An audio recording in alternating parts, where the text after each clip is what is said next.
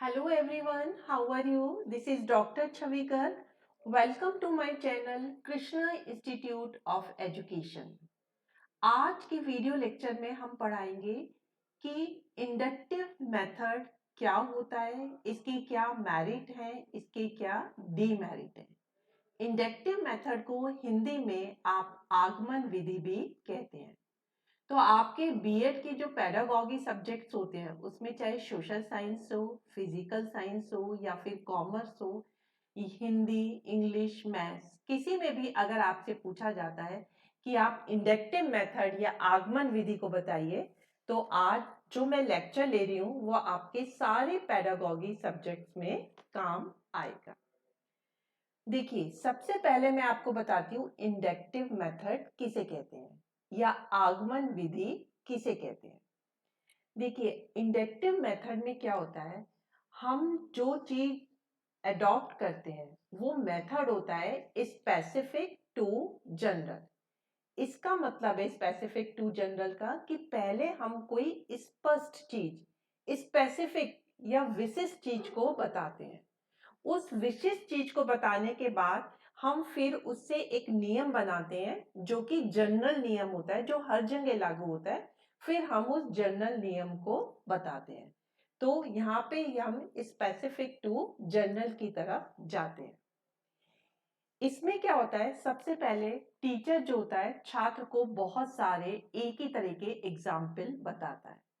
फिर उन्हीं एक जैसे वो जो एग्जाम्पल बता रहा है, फिर उससे वो कोई निष्कर्ष निकालता है। वो निष्कर्ष ही उसका स्टूडेंट का ज्ञान होता है। तो पहले हमने विशिष्ट उदाहरण रखे और फिर उन विशिष्ट उदाहरणों से एक जनरल निष्कर्ष निकाला। इसीलिए इसे स्पेसिफिक टू जनरल कहते हैं। फॉर एग्जाम्पल, मैं आपको एग्जाम्पल से बताती हूँ। हमने एक जलती हुई मोमबत्ती ली और बच्चों को कहा उसके ऊपर हाथ रखो। तो बच्चों को बहुत ही जलन सी फील होती है, तो बच्चा एकदम से हाथ हटा लेता है। फिर हमने एक जलती हुई लकड़ी ली और उसके कहा बच्चों को कि इसके ऊपर हाथ रखो। तो बच्चों को फिर जलन लगती है, वो एकदम से अपना हाथ हटा लेता है। फिर हमने जलता हुआ कोयला रखा और बच्चों से कहा कि इसके ऊपर हाथ रखो, तो बच्चा उसे भी हटा लेता है। तो फिर आपने बच्चों को समझाया और बच्चों से पहले खुद पूछा कि आपने मोमबत्ती से हाथ क्यों उठाया, आपने जलती हुई लकड़ी से हाथ क्यों उठाया और आपने जलते हुए कोयले से हाथ क्यों उठाया। तो बच्चे कहते हैं कि ये जल रही है। जलने से क्या होता है, हमारे को बहुत ज्यादा गर्मी लगती है हाथ में, जिससे जलने लगता है। तो आपने स्पेसिफिक एग्जाम्पल दिए जलती हुई मोमबत्ती का, जलती हुई लकड़ी का, जलती हुई कोयले का। और फिर उससे एक जनरल नियम बताया कि जो भी चीज जल रही है उससे अगर उसके ऊपर आप हाथ रखोगे तो आपका हाथ जल जाएगा। तो इसीलिए स्पेसिफिक टू जनरल होता है। ये चीज बिल्कुल क्लियर हो गई कि आप किस तरह से एग्जाम्पल दे रहे हैं एक ही टाइप के और उससे फिर आप बच्चे को एक निष्कर्ष या नियम बताते हैं। तो ये कहलाती है आपकी इंडक्टिव या आगमन विधि। अब हम देखेंगे इस विधि के गुण क्या होते हैं। देखिए, सबसे पहले तो ये एक साइकोलॉजिकल मेथड होती है। साइकोलॉजिकल मेथड का मतलब है ये टीचर सेंट्रिक नहीं है कि टीचर जो है पढ़ाई जा रहा है, ऐसा नहीं होता। ये बच्चों के इंटरेस्ट, बच्चों की नीड को जो है बिल्कुल ध्यान में रखती है। जब क्लास में आप बच्चे को पढ़ा रहे होते हैं तो कोई बच्चा तो बहुत इंटेलिजेंट होता है, कोई एवरेज होता है और कोई बैकवर्ड बच्चा भी होता है। तो आप उन बच्चों की जो साइकोलॉजी होती है, उनको जो पढ़ाने की उनमें बुद्धि होती है, उसी हिसाब से आप उन्हें एग्जाम्पल देते हो और उसी हिसाब से आप उन्हें पढ़ाते हो।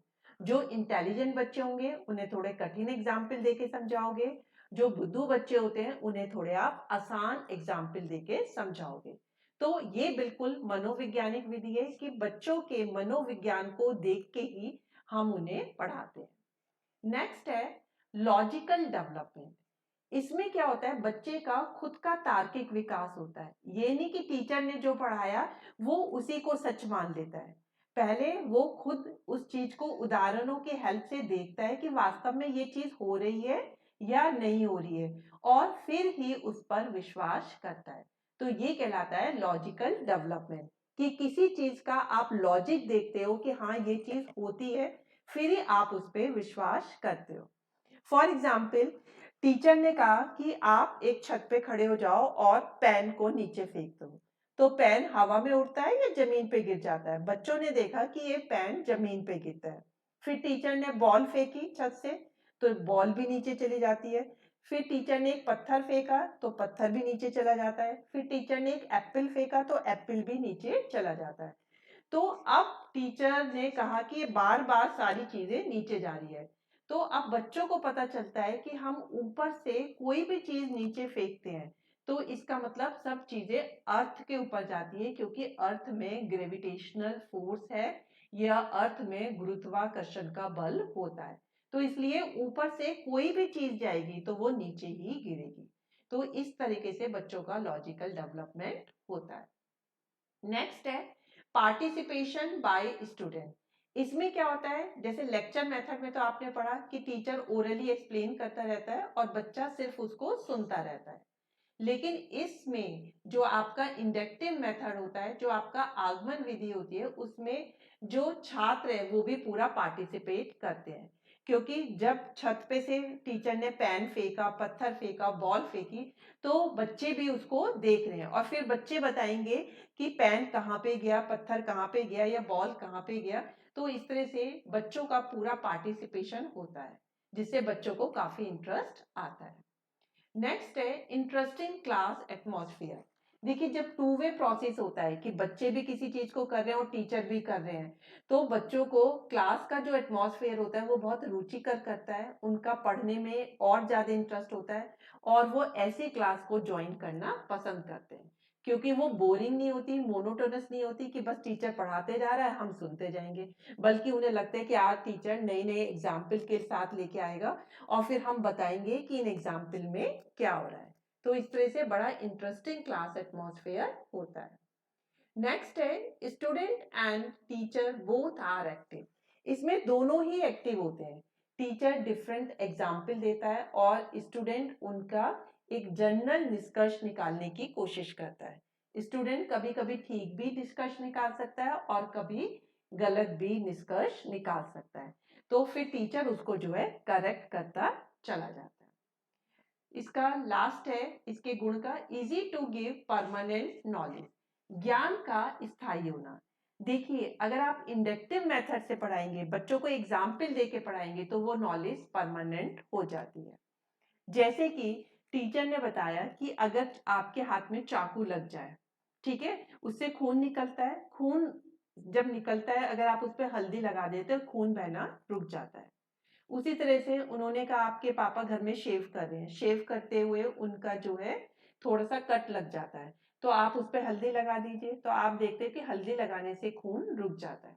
तो इस तरह से बच्चों को पता चल जाता है कि अगर कोई भी चोट निकलती है और खून बहता है और हम उस पर हल्दी लगा देते हैं तो खून बहना रुक जाता है।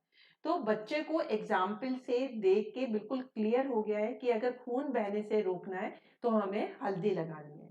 तो जब बच्चे देख के खुद सीख रहे हैं, तो ऐसा ज्ञान जो है उनका जो है स्थायी या फिर परमानेंट हो जाता है। नेक्स्ट, अब हम पढ़ेंगे कि इसके दोष क्या है।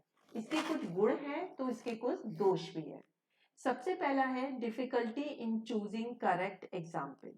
देखिए, मैंने आपको इतने सारे एग्जाम्पल बताए, जैसे जलती हुई मोमबत्ती या जलती हुई लकड़ी से आपको पता चलता है कि जलती हुई चीज से जल जाते हैं हाथ, या आपने छत से पेन फेंका, बॉल फेंकी, तो आपको पता चला कि अर्थ में ग्रेविटेशनल फोर्स होती है। लेकिन आप जरूरी नहीं है कि जो भी टॉपिक पढ़ा रहे हो उसके लिए आप करेक्ट एग्जाम्पल ढूंढ लें। करेक्ट एग्जाम्पल तो होता है, लेकिन उनको चूज करने में बहुत डिफिकल्टी आती है। नेक्स्ट है proficiency in the art of giving example. देखिए, इंडक्टिव मेथड या आगमन विधि के लिए टीचर को बहुत ज्यादा एक्सपर्ट होना चाहिए, क्योंकि उन्हें हर टॉपिक को पढ़ाने से पहले एग्जाम्पल देने हैं, और एग्जाम्पल भी ऐसे होने चाहिए कि आप एक साथ 4-5 एग्जाम्पल देंगे जिनका निष्कर्ष एक जैसा ही होगा। तो हर जरूरी नहीं है कि हर टीचर को ये वाली आर्ट होती है, तो ये टीचर को बहुत ज्यादा एग्जाम्पल देने की आर्ट में निपुण होना चाहिए। नेक्स्ट है आपका टाइम कंज्यूमिंग। देखिए इसमें टीचर छोटी सी चीज के लिए 4-5 एग्जाम्पल देता है, फिर वो उसका निष्कर्ष बताता है। तो टॉपिक खत्म करने में बहुत ज्यादा टाइम लगता है, जबकि लेक्चर मेथड में तो वो सिर्फ उसे ओरली एक्सप्लेन करना होता है, तो वो जितना बड़ा टॉपिक हो उसको भी बहुत जल्दी खत्म कर सकता है। लेकिन जब आप एग्जाम्पल देके समझा रहे हैं तो उसमें टाइम ज्यादा लगता है। नेक्स्ट है not suitable for higher classes. देखिए हायर क्लासेस का जो सिलेबस होता है वो बहुत ज्यादा होता है, तो किसी किसी टॉपिक को तो हम एग्जाम्पल देके समझा सकते हैं, लेकिन जरूरी नहीं है कि हम एक एक लाइन को एग्जाम्पल देके ही समझाएं, क्योंकि इस तरह से उनका सिलेबस बिल्कुल भी कवर नहीं हो पाएगा। तो इसीलिए ये हायर क्लासेस के लिए इतना सुटेबल नहीं रहती। नेक्स्ट और लास्ट है इसका not suitable for backward student. देखिए बैकवर्ड स्टूडेंट के लिए भी बहुत सुटेबल नहीं है, क्योंकि जब आप एग्जाम्पल देते हो तो जो इंटेलिजेंट बच्चे होते हैं वो तो एग्जाम्पल को एकदम से समझ लेते हैं, उसका निष्कर्ष भी उन्हें समझ में जाता है। लेकिन जो बैकवर्ड स्टूडेंट होते हैं, जो थोड़े से बुद्धू बच्चे होते हैं, उनको एग्जाम्पल के थ्रू एकदम से समझ नहीं आता। तो ये बैकवर्ड स्टूडेंट के लिए बहुत ज्यादा उपयोगी विधि नहीं है। तो आज के मेरे इस वीडियो लेक्चर में आपको पता चल गया होगा कि इंडक्टिव मेथड किसे कहते हैं, उनकी क्या क्या गुण और क्या क्या दोष है। ये बहुत आपको इजी तरीके से समझ में आ गया होगा, नहीं तो बच्चों को ये इंडक्टिव मेथड बहुत डिफिकल्ट लगता है। अगर आपको ये लेक्चर समझ में आया और बहुत इजी लगा तो इसे लाइक और शेयर करना बिल्कुल मत भूलिए। So that's all for today lecture. Thank you very much.